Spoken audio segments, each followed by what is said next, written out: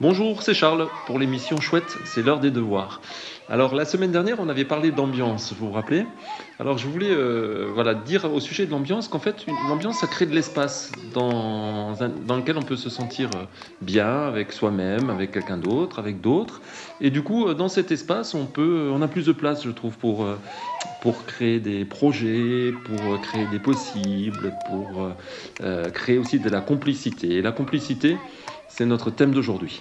Je te tiens, tu me tiens par la barbichette. Le premier de nous deux qui rira aura une. Non, elle rigole.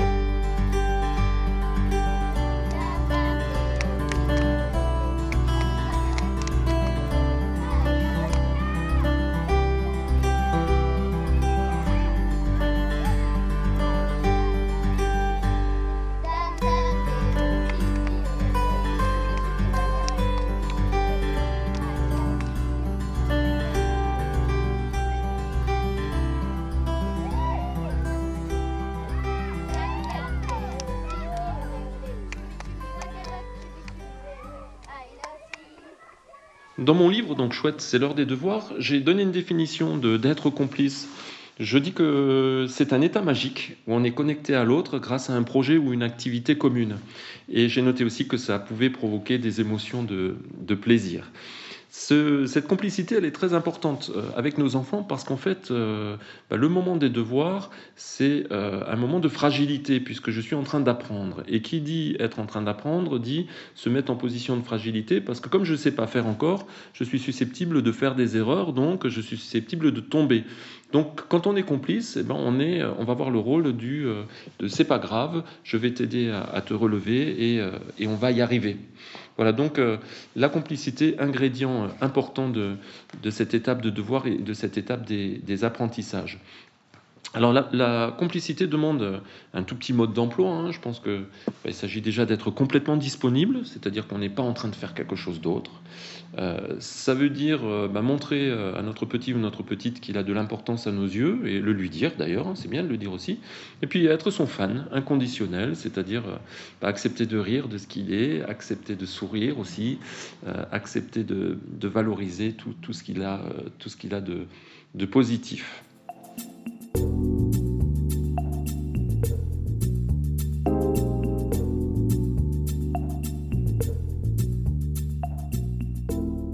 Je vais vous proposer quelques idées pour développer la complicité avec nos enfants donc pendant le moment des devoirs.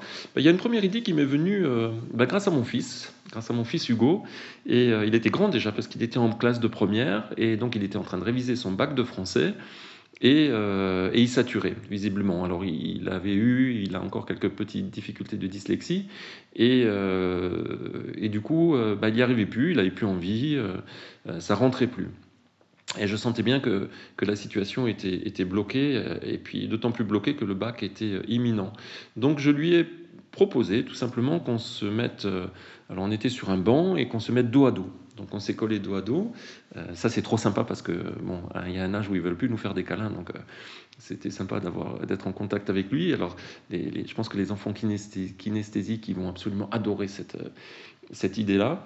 Et puis donc lui ou moi, je ne sais plus, qui avait les textes devant lui, on a en fait révisé ces textes de français comme ça, dos à dos. On avait inventé un petit code. Si c'était bon, c'était un petit coup de l'épaule gauche ou droite, je ne me rappelle plus. Si c'était amélioré de l'autre côté. Donc ça a très très fonctionné. J'en garde un excellent souvenir, à tel point d'ailleurs que je le partage dans mon livre. Ça permet d'être en contact et puis ça permet aussi d'éviter le regard, puisque du coup il n'y a pas le regard de l'autre qui risque peut-être de pointer des erreurs. Alors ça c'est absolument génial pour apprendre des leçons, pour réciter des récitations. Voilà, ça peut être sympa. Puis c'est aussi sympa pour parler peut-être d'un sujet qui peut être un peu délicat. On peut se mettre dos à dos, puis on peut le faire aussi avec des grands, ça peut être bien aussi. Voilà, il y a d'autres idées que je propose, c'est pour créer de la complicité. Il y a de proposer, alors ça c'est pour les devoirs du week-end, c'est de faire tout simplement les devoirs au lit, au moment du petit déjeuner. Il y a plein de créatifs qui travaillent très très bien dans leur lit, d'ailleurs, qu'ils ont leurs ordis, ils ont leurs livres, ils ont leur plateau avec leur café. Ils sont dans leur lit, assis dans leur lit, et c'est là qu'ils sont le plus créatifs. Donc pourquoi ne pas proposer ça à nos enfants?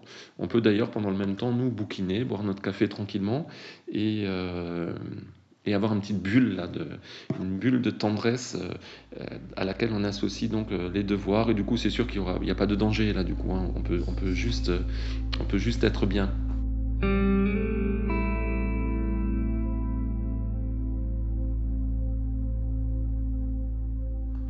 Il y a aussi une autre proposition qui consiste à inverser les rôles. Alors ça veut dire quoi? Ça veut dire qu'on va dire à notre enfant, ce soir c'est toi le père, ou c'est toi la mère, et c'est moi celui qui doit faire ses devoirs, et on va les faire à sa place. Voilà, ça aussi c'est top, parce que d'abord on s'aperçoit que c'est pas toujours facile, hein, tout ce qu'on leur demande, et puis ensuite ça le met l'autre en situation d'être lui la personne qui apprend à l'autre. Et là, c'est gagné. Parce que si on est en mesure d'identifier une stratégie pour apprendre quelque chose à quelqu'un d'autre, ça veut dire que soi-même, on l'a acquis. Ça marche aussi d'ailleurs s'il y a deux enfants ensemble, par exemple, et qu'on demande à l'un d'expliquer à l'autre.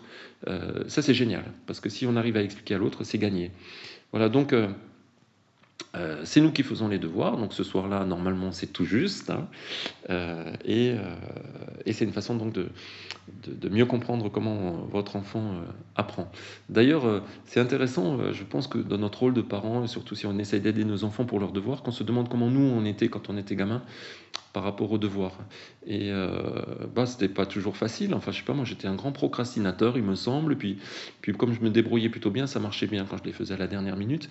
Mais c'est intéressant aussi de partager ça avec nos enfants, finalement, comment nous on faisait. Ou alors de les autoriser à aller demander à leurs grands-parents comment on était nous dans notre propre apprentissage.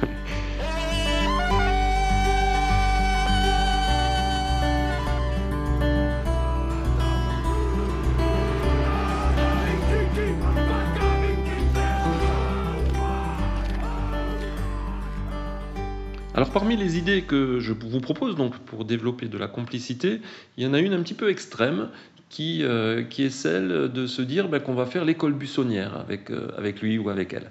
Alors je sais pas, vous avez peut-être des RTT à prendre, ou alors carrément poser une journée de congé, et puis dire à votre enfant, aujourd'hui, allez, cet après-midi on n'y va pas. Et là, on va proposer de faire quelque chose ensemble. Aller au cinéma, faire une balade, aller au zoo, faire un truc un petit peu exceptionnel. Alors ça, je conseille de le faire quand l'enfant paraît être dans une situation qui est bloquée, quand les choses sont difficiles. Et ça nous arrive aussi à nous, hein, les adultes, d'être dans des situations bloquées, tendues, difficiles. On a du mal à avancer. Et c'est de donner une petite respiration et de dire à l'autre, tu es plus important pour moi que l'école. Ce qui est important, c'est que toi, tu ailles bien. Alors bien sûr, ça va être exceptionnel, et je vous propose d'ailleurs de mettre le maître ou la maîtresse dans la confidence de cette petite école buissonnière. Et c'est aussi intéressant parce que ça met... du coup, on choisit de ne pas aller à l'école. Et je pense que quand on choisit de ne pas faire quelque chose, mais du coup, quand on y retourne, on choisit aussi d'y aller. Et je pense que c'est intéressant de se remettre dans cette perspective de choix. Donc cette petite transgression, elle peut être complètement salutaire. Moi, je l'ai fait déjà, et ça reste encore un très bon souvenir pour tout le monde, hein. Il ne s'agit pas de dire que l'école, c'est pas important, hein, pas du tout, hein. Il s'agit de dire que c'est moins important que la relation à nos enfants, et c'est moins important que le fait qu'il ou elle aille bien.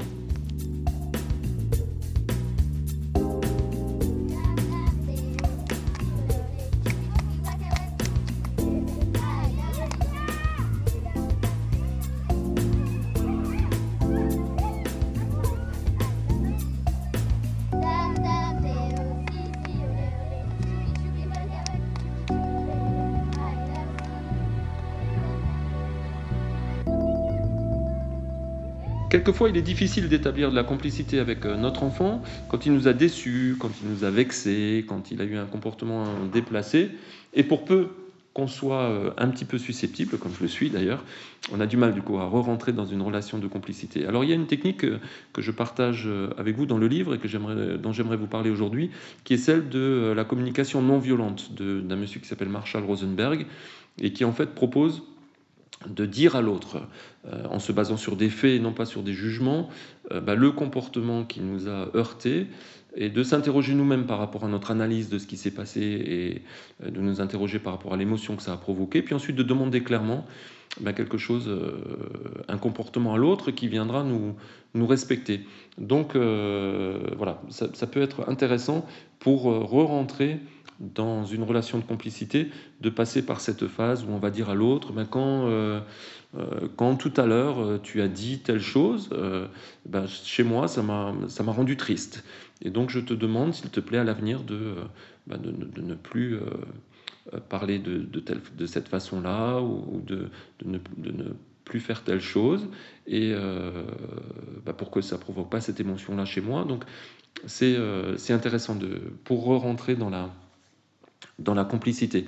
Et voilà, je voulais aussi vous ajouter qu'en fait, être complice avec quelqu'un, c'est un petit peu comme danser avec quelqu'un. C'est-à-dire qu'on est dans un mouvement avec l'autre. Et dans ce mouvement avec l'autre, il y a quelque chose que je pense qui est intéressant aussi, c'est et surtout si notre enfant a des difficultés d'apprentissage, c'est de décider d'apprendre quelque chose avec lui. C'est-à-dire de se mettre dans une dynamique où on va apprendre, par exemple, à jouer de la guitare, apprendre une nouvelle langue, apprendre à faire la cuisine, et se mettre au même niveau que lui, en position d'apprenant, et ça va vous apprendre plein de choses sur comment il apprend et sur comment vous apprenez aussi. Il y a eu, il y a quelque temps, au Québec, dans une école, un programme très intéressant qui donnait comme objectif que les enseignants soient les meilleurs apprenants de l'école. C'est-à-dire qu'on a demandé à chaque enseignant de se mettre dans l'apprentissage de quelque chose. Et on s'est aperçu que le prof qui est en train d'apprendre quelque chose est un bien meilleur pédagogue que celui qui est complètement expert. Voilà, j'ai testé ça aussi plein de fois dans ma vie professionnelle. Quand je découvrais un nouveau domaine dont on m'avait confié l'enseignement, quand j'avais un petit peu d'avance sur les jeunes et les élèves, j'ai été bien meilleur prof que sur des domaines où j'avais l'impression déjà de tout maîtriser. Donc apprenez quelque chose avec vos enfants, démarrez une activité, c'est une façon d'être complice, et vous allez voir, ça va vous procurer aussi beaucoup de plaisir, et puis vous allez apprendre des choses.